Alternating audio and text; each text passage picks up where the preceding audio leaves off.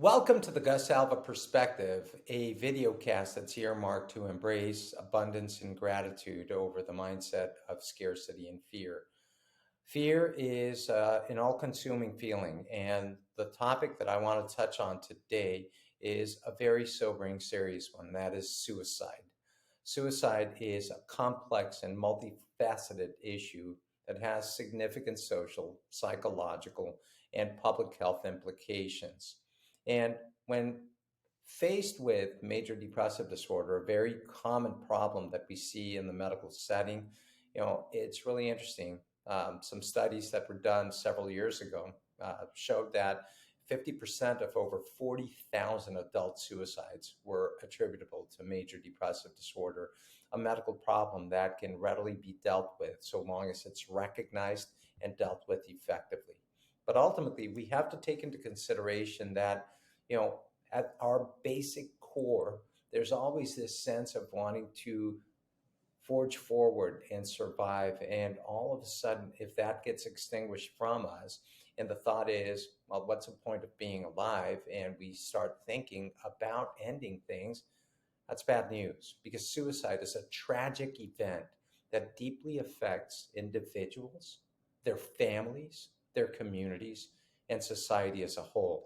And I thought that it might be a good idea for us to actually do a two pronged approach to this. First and foremost, delving on the concept of suicide, but then also delving on the concept of how to speak about suicide, particularly to our younger subset, our children. Now, there's a couple of very important points. Did you know that suicide rates have been steadily rising over the past few decades? There are certain things that are kept from the public's attention, but they need to be brought to the forefront. There are variations when you take a look at suicide across age, gender, and geographic locations, which we're going to touch on right now. But bear in mind that the influence of social media, economic factors, and cultural shifts have also created a change on suicide rates, and we definitely need to be considering these particular points. Suicide, by the way, is influenced by a multitude of factors. And we talked about the individual, the interpersonal, but also societal elements. And we need to take into consideration that there are mental health conditions, particularly major depressive disorder or depression, because, by the way, major depressive disorder and in a unipolar fashion or bipolar disorder and a depressed episode look exactly the same, as well as substance abuse, create additional likelihoods for people to consider suicide. The access to a lethal mean of terminating one's life is certainly something that we should think of, but this oftentimes gets vilified as the primary reason for suicide, which in fact it is not. A previous suicide attempt, a family history of suicide, social isolation, bullying, and certainly adverse childhood experiences create vulnerabilities in people. And ultimately, that's what I'd like to actually initiate this dialogue with. Who are the people that are vulnerable of thinking about suicide? Well, there are certain groups that are disproportionately affected. And this includes disenfranchised individuals and marginalized individuals. Think of veterans. Think of individuals with different types of gender identity issues, indigenous communities, adolescents, or older adults.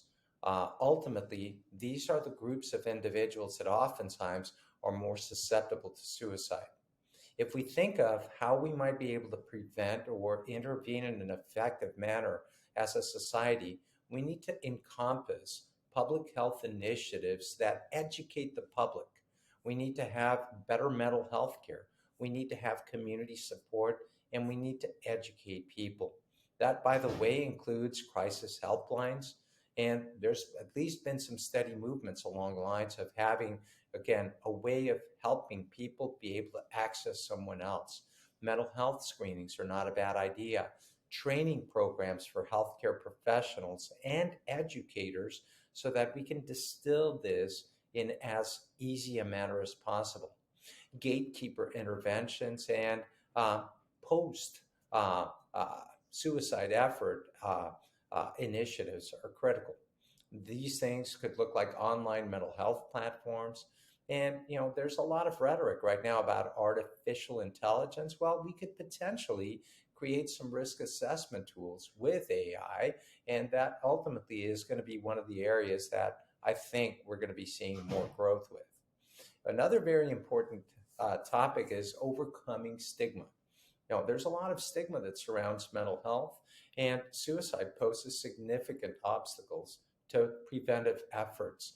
So, there really is an importance of promoting mental health literacy. We need to foster an open dialogue and normalize help seeking behaviors, not self injury behaviors, but help seeking behaviors.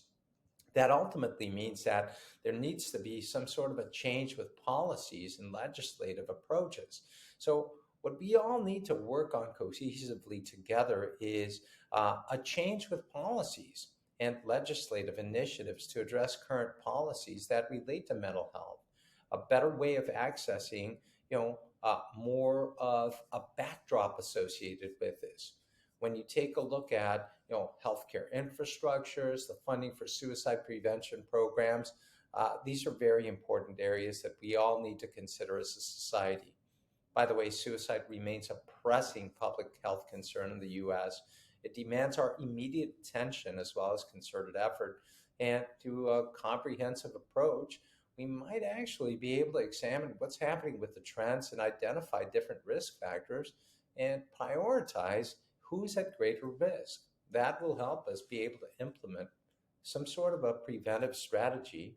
And as a consequence of that, potentially have an opportunity of reducing the suicide rate as opposed to seeing it climb up steadily.